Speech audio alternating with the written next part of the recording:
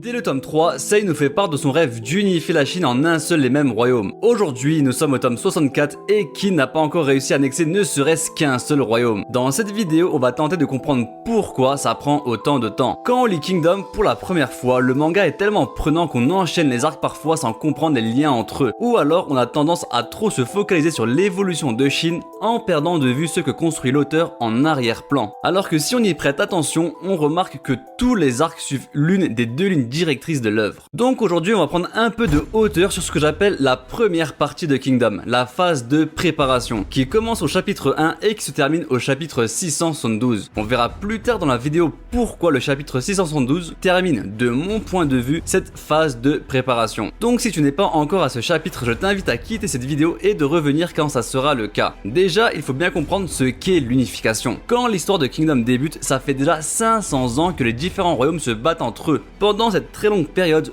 aucun état a réussi à dominer tous les autres, aucun. Sei veut réussir en 15 ans ce qu'aucun roi ou état n'a réussi à faire en 500 ans. La tâche est colossale, voire impossible, d'autant plus que les autres royaumes sont très puissants aussi. Zhao et Shu sont tous les deux capables de mobiliser presque autant de soldats que Qin. Donc il est très important de bien se préparer avant de se lancer dans ce projet qui n'a que deux issues possibles. Soit Qin va détruire les autres états, soit c'est lui qui va se faire détruire. C'est exactement ce que disait Gou Mei. Il veut attendre que Qin se casse les dents à Zhao pour l'envahir juste après. Et c'est très certainement ce qu'attend Shu également. Donc avant de se lancer pleinement dans l'unification, Sei doit d'abord s'assurer d'avoir un état puissant et stable, capable d'assumer une telle entreprise. Et pour ça, il faut réunir trois conditions. Avoir une bonne situation économique, avoir une stabilité politique et enfin avoir une armée capable d'affronter les 6 autres états. L'aspect économique n'est pas vraiment mis en avant dans le manga, mais dans un état géré par un marchand comme Ryufu et quelqu'un de très sérieux comme Rishi en tant que trésorier, on peut estimer que la situation économique de Qin est plutôt bonne. D'ailleurs, Shueikun pense que Qin peut supporter les efforts de guerre pendant 15 ans. Et c'est pour ça que Sei a pour objectif d'unifier la Chine en 15 ans. Dans cette vidéo, on va se concentrer sur la deuxième et la troisième condition, la stabilité politique et avoir une armée puissante. Et justement, ces deux points sont les deux lignes directrices du manga dont je vous ai parlé tout à l'heure. Tous les arcs que vous allez lire vont soit montrer comment Sei va réussir à mettre en place une très grande stabilité politique à Qin, soit nous montrer comment Qin est en train de préparer la future armée qui sera capable d'écraser militairement les autres états. Commençons par la stabilité politique. Quand vous avez pour rêve d'unifier la Chine, vous devez vous assurer d'avoir le contrôle absolu sur votre état, du début de l'unification jusqu'à sa fin. Si Sei se fait renverser en pleine unification, il y a fort à parier que son successeur ne partagera pas le même rêve. Il arrêtera l'unification dans son élan et donc tous les sacrifices n'auront servi à rien. Sei doit donc s'assurer que personne ne pourra contester son autorité. Au début du manga, il n'y a aucune stabilité politique à Qin. Pire que ça, Sei n'est même plus sur le trône. Yotanwa le décrira dans ces termes: un jeune roi sans pouvoir ni autorité, avec peu de loyaux serviteurs pour l'assister, forcé à s'enfuir et à se cacher. Voilà la situation initiale de Sei. Et pourtant, même en position de faiblesse, il va réussir à convaincre Yotanwa de l'aider à récupérer son trône, en ressuscitant un pacte vieux de 400 ans. Et c'est là l'une des forces de Sei. Il est capable de rallier les autres à son rêve. Il est tellement sincère et déterminé dans sa démarche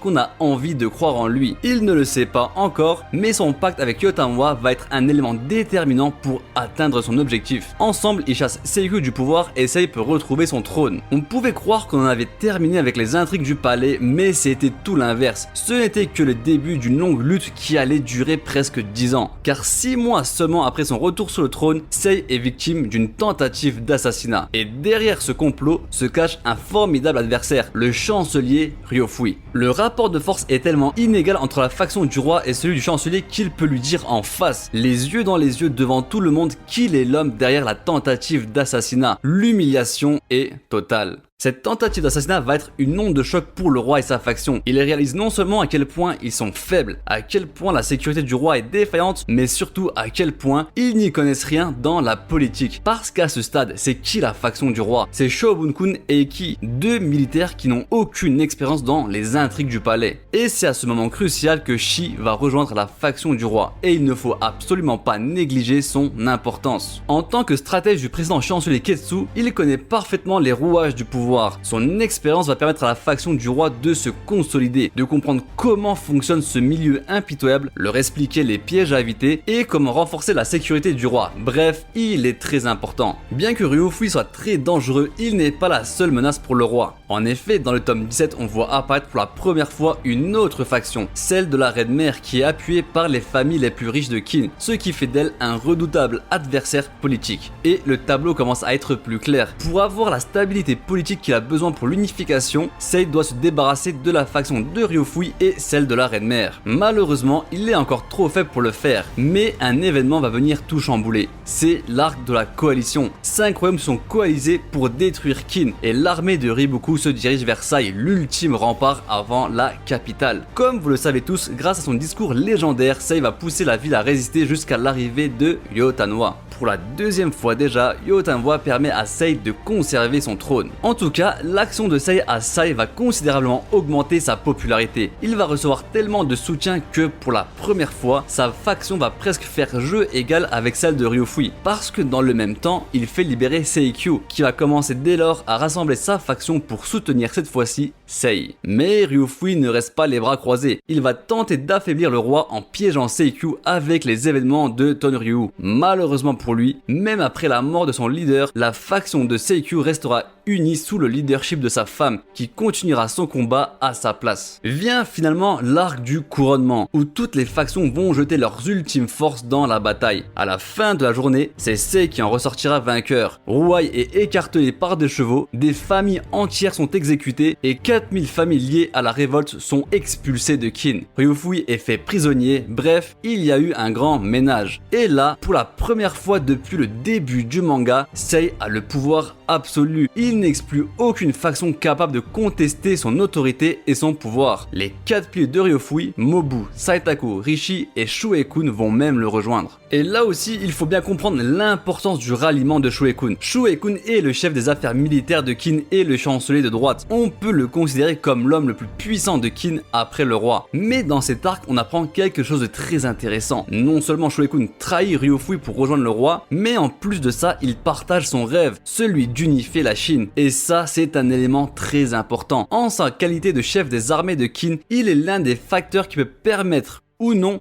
l'unification de la Chine. Admettons qu'on ait un chef des armées qui soit contre l'unification. Il pourrait penser par exemple que l'unification serait un échec, ce qui est tout à fait légitime car personne l'a réussi en 500 ans et que ça causerait la ruine du royaume par exemple. Alors il pourrait tenter de saboter l'unification de l'intérieur. Mais comme il partage le même rêve que son roi, il va utiliser toute son intelligence pour trouver la meilleure des solutions. Par exemple, le plan de base pour conquérir Gyu devait prendre 10 ans, mais Shuei-kun s'est démené pour trouver un autre plan qui en nécessiterait plus que 3. Là où un chef contre l'unification aurait dit ouais, non, il n'existe pas d'autre solution, il faut t'abandonner. Donc pour réussir l'unification, il faut non seulement avoir une stabilité politique, mais aussi avoir un chef des armées sur la même longueur d'onde que son roi. Après le couronnement, on pourrait se dire que c'est bon, Sei a les pleins pouvoirs, on a la stabilité politique qu'on recherche tant, on peut commencer l'unification. Mais non, le travail de Sei n'est pas encore terminé. Il doit encore réfléchir à un vrai plan pour unifier la Chine. Il s'en est rendu compte avec son débat contre Ryufui, mais son projet politique est encore incomplet.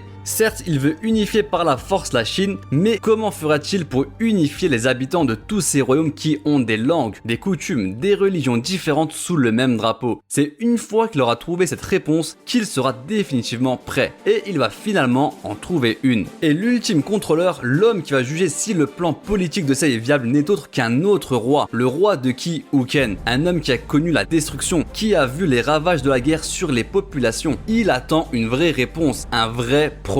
La réponse, la voici. C'est par la législation que Sei souhaite créer une nouvelle ère. Une ère dans laquelle le fait d'être un citoyen de Kin ou de Ki n'aura aucune importance. Un monde où tous seront jugés équitablement. Une nouvelle nation gouvernée par la loi. Voilà la fameuse réponse de Sei. Un projet politique révolutionnaire qu'aucun roi n'a imaginé avant lui. Et finalement avec cette réponse, Sei prouve que maintenant c'est bon. Que son projet politique est maintenant suffisamment mature et réfléchi et qu'il ne reste maintenant plus plus qu'à le mettre en place. Sa réponse a même convaincu un roi ennemi qui accepte de se soumettre à ce projet. Bon, après avoir dit qu'on veut créer une nation qui sera gouvernée par la loi, il faut encore les imaginer, les écrire ces nouvelles lois. C'est une tâche très complexe qui nécessite un savoir et une sagesse immense. Seuls 2 hommes en Chine seraient capables de réaliser une telle prouesse. Et l'un d'eux n'est autre qu'un ancien des 4 piliers de Ryufui, Rishi. Pour lui, unifier les 7 royaumes sous le même drapeau avec une législation inadaptée serait un désastre, car les 7 États ont tous des cultures, des valeurs et des écoles de pensée différentes. Ils finiraient par se refaire la guerre entre eux après l'unification. Pour Rishi, pour que la Chine entière soit gouvernée par la même législation, il n'y a qu'une seule solution possible, que tous les habitants soient unis sous une seule et même identité, en harmonisant leurs valeurs, leur culture et leur façon de penser. Que les habitants des 7 royaumes arrêtent de raisonner comme un citoyen de tel ou de tel État, mais plutôt comme des individus faisant partie d'un tout, que limite leur spécificité régionale s'efface pour une nouvelle identité chinoise commune. Rishi va demander à Shobukun que sont les lois d'après lui. Alors Shobukun va donner la réponse que beaucoup d'entre nous auraient donnée, c'est-à-dire que les lois servent à réglementer la vie des citoyens en utilisant des sanctions s'ils ne les respectent pas. Trouvant la réponse de Shobukun ridicule, Rishi va nous donner sa propre vision de la loi. À ses yeux, la loi est un moyen de guider une nation et son peuple vers un état idéal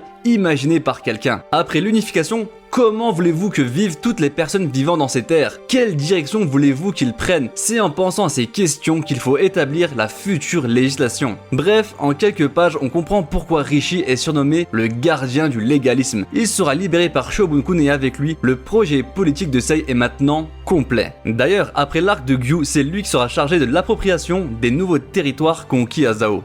Au chapitre 489, Qin est définitivement prêt sur le plan politique pour l'unification. Mais est-ce que c'est le cas sur le plan militaire? C'est ce que nous allons voir maintenant. Avant toute chose, j'aimerais attirer votre attention sur cette carte des 7 royaumes pour vous mettre en évidence une chose, l'avantage géographique de Qin. Qin est à la périphérie des autres royaumes, contrairement à Zhao, Wei et Han qui sont eux complètement encerclés de tous les côtés. Cela confère à Qin 2 avantages. La première, c'est qu'elle ne peut pas se faire attaquer par derrière, lui permettant une meilleure concentration de ses forces à ses frontières sud et est. La deuxième, c'est qu'un tel territoire lui confère une profondeur stratégique, c'est-à-dire la possibilité de se replier à l'intérieur de ses terres pour mieux encaisser une attaque ennemie. Pour illustrer ceci, on va prendre l'exemple de l'état de Han. Si un état attaque Han, le stratège du pays n'aura pas que d'autre choix d'aller directement à la rencontre de l'ennemi. Il ne peut pas se permettre de reculer car la capitale serait vite à la portée de l'adversaire. Sa marge de manœuvre est très limitée. A l'inverse, Kanyu, la capitale de Qin, est tout à l'ouest. Il n'est pas accessible facilement. On l'a vu pendant la coalition, les forces de Qin pouvaient se permettre de reculer jusqu'à la porte de Kankoku car ils ont cette profondeur stratégique qui leur permet d'imposer le lieu idéal pour se défendre.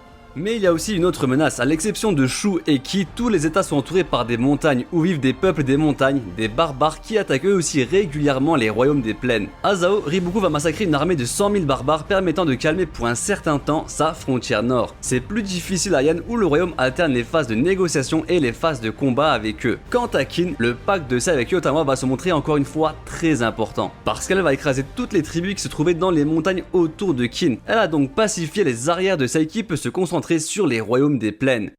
Pour avoir une puissante armée capable de détruire les 6 autres royaumes, il faut réunir 3 conditions. 1. Avoir une armée très nombreuse. 2. Avoir les fonds pour pouvoir les nourrir et les équiper. 3. Des grands généraux expérimentés et très doués. Qin est l'état le plus peuplé avec Shu. C'est d'ailleurs l'un des facteurs qui font des 2 états là les 2 superpuissances de leur époque. Donc recruter en masse des paysans pour les enrôler dans l'armée, ce n'est pas très difficile pour eux. Les fonds, on a déjà parlé dans la vidéo, Shu et Kun estiment que Qin peut supporter l'effort de guerre pendant 15 ans. Autrement dit, pendant 15 ans, l'armée de Qin a assez de moyens pour nourrir et équiper ses soldats. On va donc se concentrer sur le 3e point, car c'est sur ça que travaille Hara depuis qu'il a parlé pour la première fois du système des 6 grands généraux de Qin au chapitre 99. Bon, déjà, quelle est la situation de l'armée de Qin au début du manga? Comme l'a fait remarquer Saitako au chapitre 99, la puissance militaire de Qin est en déclin. Sa longévité lui a permis de servir 4 rois différents à Qin, donc il sait de quoi il parle. À ce moment du manga, c'est même Qin qui est en posture défensive. On l'a vu avec l'attaque de Wei dans les plaines de Dakan ou encore avec Zhao lors de la bataille de Bayou. Et il y a encore eu d'autres incidents aux frontières. On est donc bien loin de l'époque du roi Shō et son système des 6 grands généraux qui ont ravagé les autres pays et agrandi considérablement le territoire de Qin. C'est pourquoi Mobu plaide tout naturellement pour le retour du système des 6 grands généraux. Mais au chapitre 99, il n'est pas encore possible de le mettre en place, et ce pour deux raisons. Tout d'abord parce qu'il n'y a tout simplement pas à cette époque 6 grands généraux capables de rivaliser avec les anciens, et ensuite parce que pour pouvoir remettre ce système en place, il faut un état fort, capable de dompter la férocité des 6. Cet état fort, on l'a dit tout à l'heure, on l'a qu'au chapitre 489. Mais pour les 6 candidats pour la place des 6 grands généraux, c'est pas encore le cas.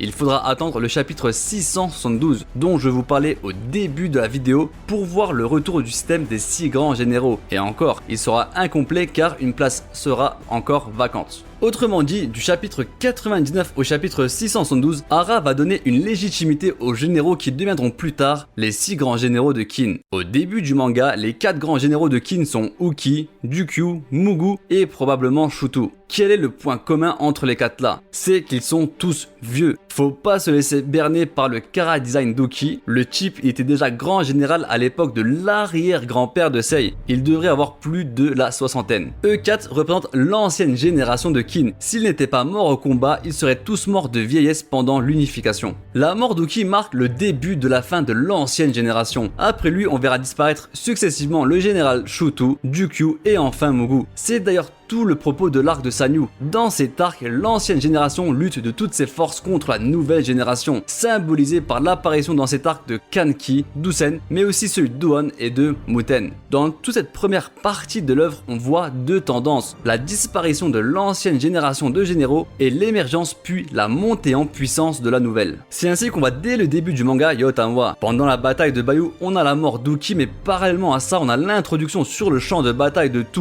et de Mobu. À Sanyu, on découvre Kanki et Usen qui auront un rôle majeur dans la victoire de Mogu. Pendant l'arc de la coalition, tous les futurs grands généraux ont tous leur moment de gloire. Avec Mobu qui bat Kanmei, Tu qui va vaincre un général de Shu, Kanki qui va permettre à Shutu de tuer le général en chef de Han, Usen qui ridiculise Ordo et enfin Yotanwa qui vient secourir Sai. Pendant l'arc des dragons de feu de Wei, c'est l'armée commandée par Tu qui capture la forteresse de Wei qui servira plus tard à l'envahir. C'est la même chose lors de la bataille de Kokuyu. L'armée commandée par Kanki capture les collines qui serviront de base pour une prochaine attaque contre Zhao. On a l'arc de Gyug où vont s'illustrer encore une fois Yotanwa, Usen et Kanki en réussissant à annexer la partie ouest de Zhao. Et enfin la bataille des 3 nations où les armées combinées de Mobu et de Tu vont capturer la forteresse à l'aide de Goumei. Et en parallèle à ça, on retrouve le trio Shin, Muten, Uon qui traverse les batailles et qui passe commandant de 100 hommes à généraux. C'est tout le propos de l'arc des dragons de feu de Wei. Tu a conscience que pour l'unification, Kin aura besoin de la génération actuelle des généraux, donc lui, Mubu, Usen, Kanki et Yotanwa, mais aussi de la prochaine génération. L'un d'eux occupera la place vacante dans le système. Durant cette première partie de Kingdom, Hara a préparé le terrain pour légitimer ceux qui vont devenir les 6 prochains grands généraux. Avec toutes ces batailles, ils ont tous pu prouver qu'ils étaient dignes de devenir les 6 grands généraux qui seront capables d'écraser les autres royaumes. On a dit tout à l'heure que c'était Uken, le roi de Ki, qui a validé le côté politique du projet d'unification. Est-ce qu'on a eu dans le manga un équivalent militaire? Est-ce qu'on a eu des militaires valider entre guillemets le projet d'unification? Vous lisez un manga avec une très grande qualité d'écriture et la réponse est bien évidemment oui. Pendant la bataille des plaines à Gyu, Shin et Uon vont affronter Shugaryu et Gyuhun,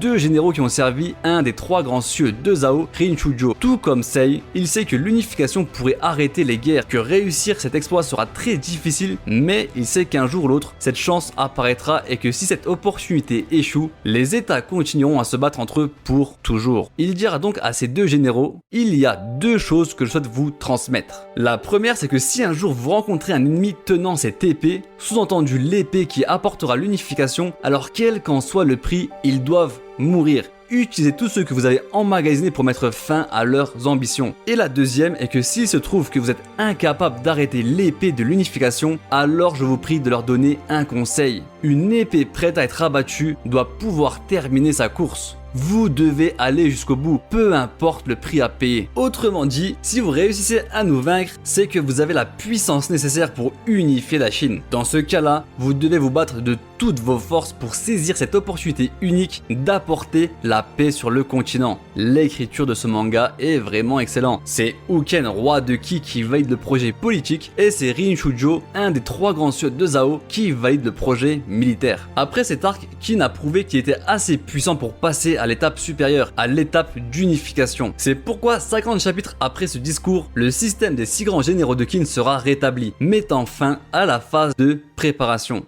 Dans la première partie de Kingdom, on a vu la montée en puissance des 6 grands généraux. Dans la deuxième, on va les voir détruire les autres royaumes. Mais si vous regardez bien, les 6 grands généraux, on ne les connaît qu'à travers leurs exploits militaires. Mais au fond, on ne les connaît pas vraiment de l'intérieur. Et c'est ça qui sera développé dans cette deuxième partie du manga. On l'a déjà vu avec Mobu et Shuekun avec cette histoire de fardeau. Le passé de Kanki se dévoile peu à peu. On en découvrira aussi sûrement plus sur les ambitions d'Usen et l'histoire de tout. Mais Qin n'est pas le seul état en transition. Si Hara nous montre l'émergence et la montée en puissance d'une nouvelle génération de généraux à Qin, dans cette première partie de l'œuvre, il prend soin de le faire aussi pour les autres royaumes, pour les généraux qui deviendront plus tard les piliers de leurs états respectifs, ceux qui deviendront les principaux obstacles pour l'unification. Alors bien évidemment, il y a Riboku, mais on observe également l'ascension de Goumei à Wei et de Karin pour Shu. D'autres généraux seront bien sûr introduits, mais ces trois-là seront vraiment au centre de tout. En résumé, c'est seulement au chapitre 489 que Sei obtient les pleins pouvoirs à Qin et que son projet politique est suffisamment mature. Mais il faudra attendre le chapitre 672 pour que son armée soit enfin prête à concrétiser son rêve. La première partie de Kingdom était grandiose, mais elle ne sera rien à côté de ce qui nous attend pendant la deuxième. C'est ici que se termine cette vidéo, j'espère qu'elle vous aura plu. Comme d'hab, laissez des commentaires, abonnez-vous et moi je vous dis à la prochaine. Ciao!